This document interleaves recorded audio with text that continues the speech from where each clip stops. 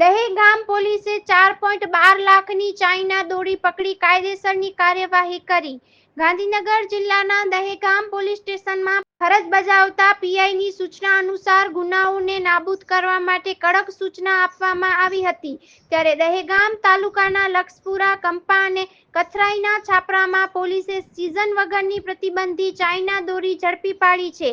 ઉત્તરાયણના તહેવારોમાં સાની-માની વેચાતી ચાઇના દોરી દહેગામ તાલુકાના કેટલાય ગામડાઓમાં પણ વેચાઈ રહી છે. હજી ઉત્તરાયણ આવી નથી તે પહેલા જ દહેગામ પોલીસ સ્ટેશનમાં ફરજ બજાવતા અધિકારીઓ અને કર્મચારીઓ ભેગા મળીને દહેગામ તાલુકાના લક્ષ્મીપુરા અને કંથરાઈના છાપરામાં પોલીસે બાતમીના આધારે રેડ કરતા વિજય પ્રતાપભાઈ દેવીપૂજક અને ચેતન વિજયભાઈ દેવીપૂજક પોતાના ઘરમાંથી ચાઇના દોરીનો મોટો જથ્થો મળી આવ્યો છે અને ઘરની ઓસરીમાંથી અલગ-અલગ સફેદ પ્લાસ્ટિકની કોથળીઓનો ખાખી બોક્સ ભરી લાવ્યા હતા અને તેની તપાસ કરતો અંદરથી કુલ 600 નંગ ચાઇનીઝ દોરીની રીલો મળી આવ્યા છે.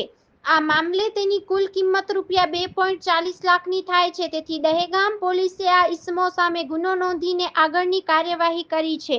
Story report by Agarsinh Chauhan, Harsoli, જિલ્લો ગાંધીનગર.